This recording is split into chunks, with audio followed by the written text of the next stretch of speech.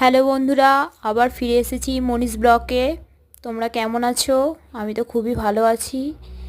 তো আজকে এসেছি, বলবো, ভাদ্র মাস তো পড়েই গেল। ভাদ্র মাস মানেই তো তালের বড়া, তালের পরোটা, অনেক অনেক কিছু করা যায়।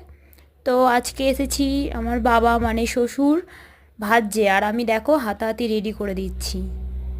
তো দেখো বড়াগুলো একটু বড় হয়েছে, যাই হোক ভালোই হয়েছে খেতে। তোমরাও দেখো করে বাড়িতে, যেরকম বৌমা হাতাহাতি করে দিচ্ছে আর বাবা ভাজছে, এরকম কারা কারা করো এরকম আমার মতন। তো আমাকে জানাও। ধন্যবাদ। চ্যানেলটা ভালো লাগলে সাবস্ক্রাইব করো, লাইক করো, আমাদের পাশে থেকো। Thank you.